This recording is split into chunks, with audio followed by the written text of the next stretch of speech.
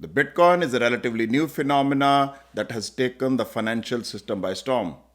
The million dollar question is, do we need a new digital money when we have banks at every nook and corner of any city?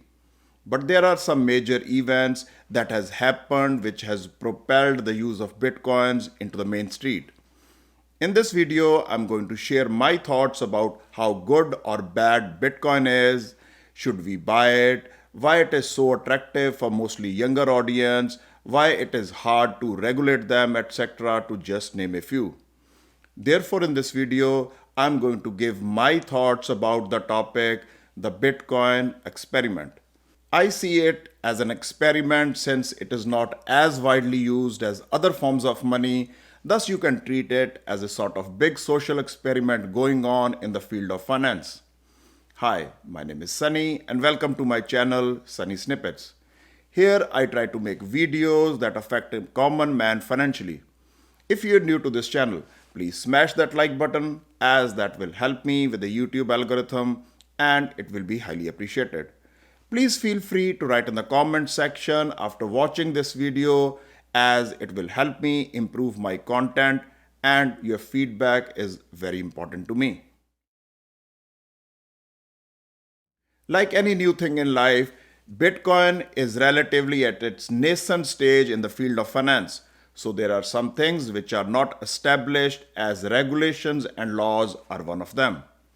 Right now, Bitcoin is in a sort of self-regulatory mode.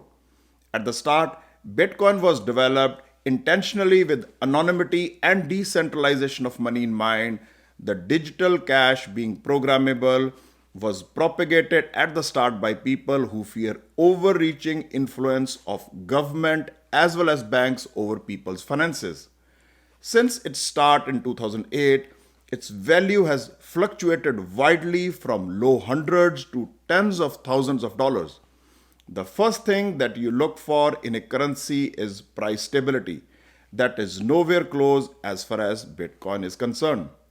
As it is anonymous by design, thus it has often been linked with some shady financial transactions online, which rightfully so are not appreciated by the governments. As it is virtual in nature, so its biggest risk is if you lose it. While exchanging, while transacting on a platform, it can be hacked from computer or your mobile phone, while in some rare cases where the digital wallet has simply vanished. As a matter of fact, if you are that unlucky guy, there are no protections where it is next to impossible to get back your money, which is a very scary thing. As an example, I know a good friend of mine who has lost over $10,000 in one of the digital wallets as the company that owned and operated that wallet just vanished overnight. As a word of caution, don't try to have more than what you are comfortable losing completely. In spite of all this, the value of Bitcoin has gone up over a period of time astronomically and people have become millionaires overnight. Right now, it looks more like speculation than investing as people are buying at higher prices, assuming there will be a guy tomorrow who will be willing to pay more than what they have paid for today. Remember the first rule of money, never lose your money. I'm afraid that may not be completely applicable on Bitcoins.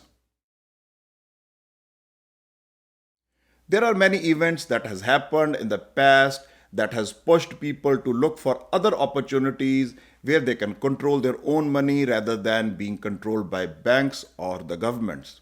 The first major catalyst was with WikiLeaks.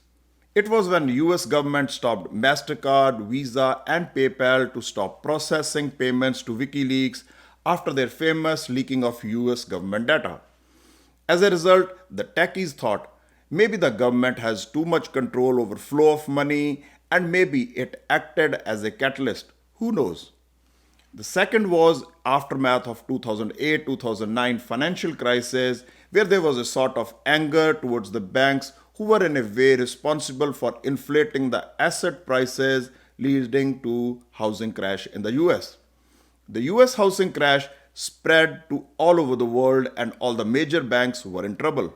As a result of that, Some of the major banks all over the world were bailed out with taxpayers' money as they were posting huge losses. This resulted in huge uproar amongst common people against the Wall Street. Most of the Wall Street bankers kept their jobs alongside their huge bonuses. On the other hand, a common man on the street lost their job, livelihood, and in some extreme cases, the roof over their head too. A common perception was all the bank bailouts as socializing losses with privatizing profits. As a result, some tech savvy people were looking for an alternative mode of doing financial transactions where the banks are not involved. Bitcoin was coming up at the same time, thereby, it checked most of the boxes what people were looking for in a transacting currency. As a matter of fact, it was a new concept with the money being digital and programmable that has never existed before. Last but not the least, it was outside the purview of conventional banking system as we know it today. Naturally, the government and the bankers never liked it, as they could see the digital money might be posing them an existential threat in the future. But whether anybody likes it or not, in spite of all the drawback Bitcoin has, I think Bitcoin is here to stay. In my opinion, Bitcoin is not going to take over the whole banking system, but definitely it will be taking away a substantial market share away from the conventional banks. With the evolution of technology, companies like Square has started giving financial services on virtual platform which brick and mortar bank used to provide but at fraction of the cost. As by design, Bitcoin was purposely built with anonymity alongside its functions outside normal conventional banking system, so naturally the laws and regulations are trying to do catch up. As a matter of fact, the incumbent banking system would be scared as they could see Bitcoin as a competitor with its decentralized nature of operations using which it can provide the same banking service at fraction of the cost. Most importantly, the control and monopoly of the banks over the whole monetary system as we know it today will be eroding slowly with time.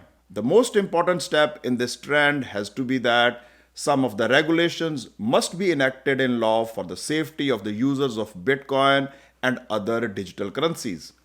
After 2008-2009 financial crisis, people like the idea where there is dissemination of power away from government and the banks as their centralized control of money in the eyes of common man was the biggest reason for this financial meltdown. In my limited wisdom, I think this was a paradigm shift.